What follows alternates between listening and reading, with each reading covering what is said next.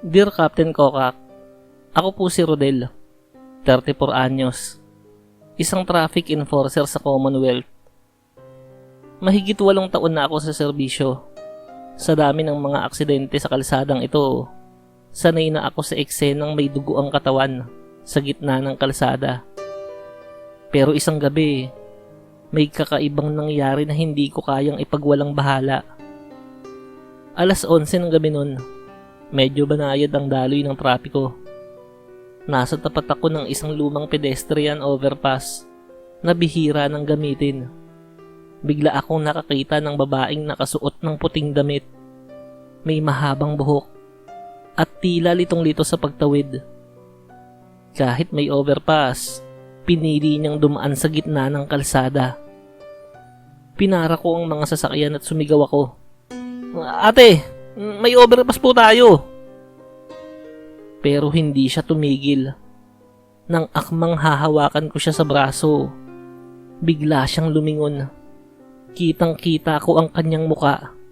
Durog, basag ang panga, at may dugo ang sugat sa noo.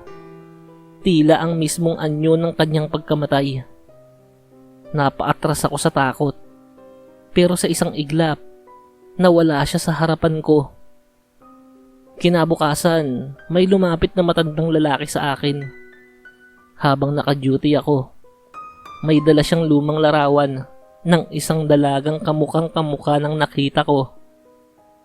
"Anak ko yan," aniya. "Diyan siya namatay. 3 taon na ang nakalipas. Nabangga siya habang tumatawid. Simula noon, lagi siyang nagpaparamdam kapag malapit na ang anibersaryo ng kanyang kamatayan." Ang mas nakakakilabot, isang araw matapos ko siyang makita, may isang taxi na bumangga sa pedestrian railings, sakto sa lugar kung saan siya nagpakita. Ayon sa driver, may babaeng biglang tumawid daw. Pero sa dashcam, wala kahit anino. Simula noon, tuwing alas 11 ng gabi, lagi nang may gumuguhit na lamig sa balat ko, alam kong naroon siya. Nasa tabi lang, naghahanap ng katarungan o ng katahimikan.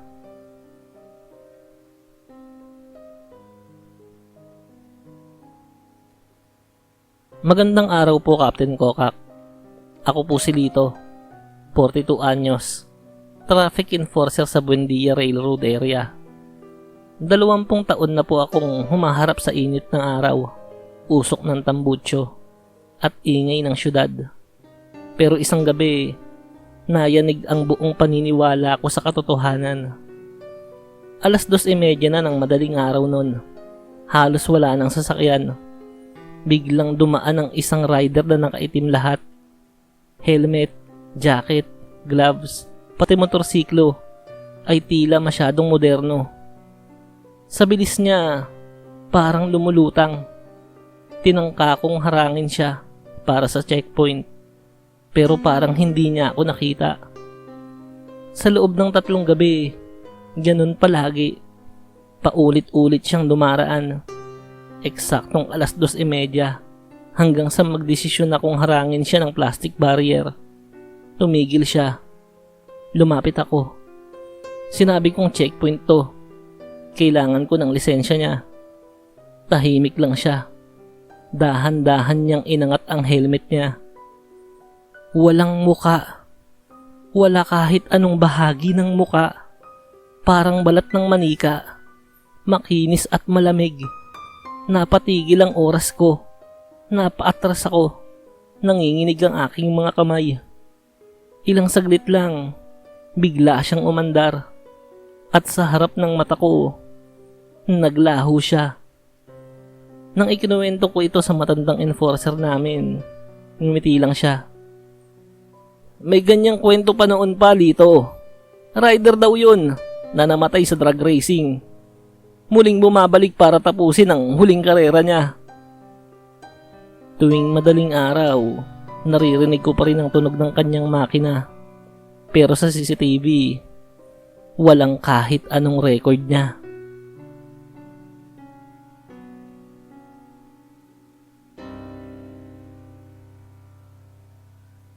Dear Captain Kokak, ako po si Jerome, 29 anyos.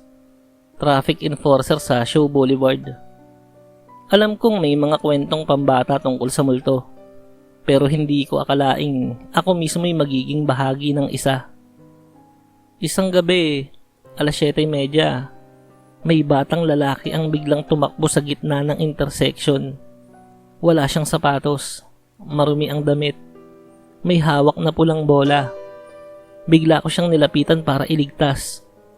Pero bago ko siya marating, isang sedan ang sumalpok sa kanya. Sumigaw ako, tumigil ang sasakyan. Lumapit ako, pero pagdating ko sa gitna, wala ang bata, wala ring dugo. Ang natira lang ay ang pulang bola. Kinilabutan ako, nilibot ko ang paligid, pero walang ibang tao. Nireview ko ang CCTV footage. Dito ako nanginig. Makikita mo ako na tumatakbo sa gitna, pero wala akong hinahabol. Ako lang at isang walang katao-taong intersection. Ilang araw matapos yun, may nasagasaan sa parehong lugar. Nang tanungin ng driver kung ano ang nangyari, sabi niya, "May batang tumakbo eh. Hindi ko na naiwasan." Lahat ng nasangkot sa ganitong insidente, nawalan ng preno o aksidenteng namatay ang makina ng kanilang sasakyan.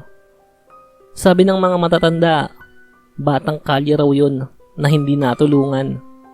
Ngayon, hinihingi niya ang buhay ng mga hindi nagtangkang iligtas siya.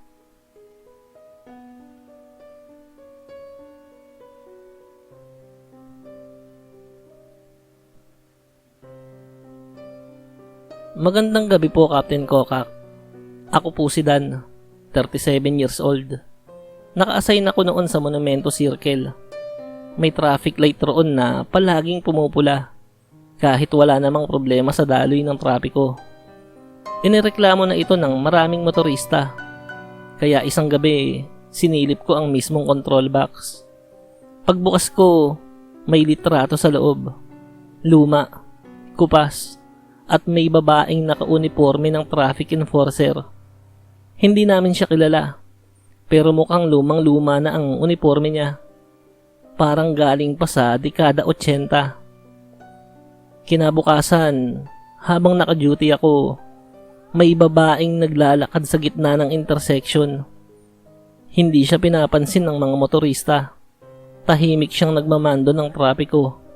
Nang akmang lalapitan ko na siya, bigla siyang nawala sa harap ko. Sa pagkagulat, natanong ko ang mga senior namin. Isang lumang istorya ang isinalaysay nila. Babae raw yun na enforcer din noon. Pinagmamalupitan ng mga driver dahil babae siya. Isang gabi, habang inaayos niya ang nasirang ilaw, nabundol siya at hindi na nakitang muli ang katawan. Hanggang ngayon, ang kanyang espiritu raw ang nagbabantay sa ilaw.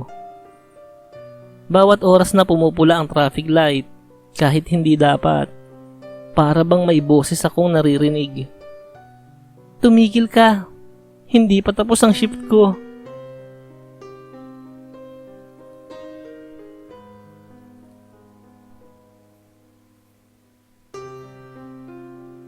Dear Captain Kokak, ako po si Bobby.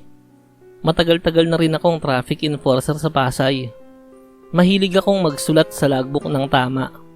Pangalan, plate number, oras, lahat. Kaya noong isang linggo, napansin kong may kakaiba sa isang ticket na inisyo ko. May matandang lalaking lumapit sa akin, maayos ang damit. Parang galing pa sa sementeryo. Ay, este lamay pala. "Sir," aniya, "nagkamali po yata kayo ng ticket. Hindi po ako dumaan dyan." Binigay niya sa akin ng plate number. UWC 479. Nang balikan ko ang logbook, nandoon nga. Tinignan ko ang CCTV. Nandoon din ang sasakyan. Pero pagtingin sa plate registry, ang sasakyan ay na-declare ng total wreck. 2 taon na ang nakalipas. Ang may-ari, Si Fernando Salcedo. Namatay sa isang banggaan. Kinilabutan ako. Nang buksan ko ulit ang logbook kinabukasan, wala na ang ticket na yon. Nawala. Hindi ako sigurado kung nabura o kusa na lang naglaho. Pero ang hindi ko malilimutan, tuwing gabi, nakikita ko ang plate number na yon na dumaraan, dahan-dahan, tahimik. Minsan tumitigil siya sa tapat ko, pero hindi ko na kayang lumapit. Ticket para sa patay, pero hindi ko alam kung ako ang gumawa ng mali o ako na ang susunod na matitikitan.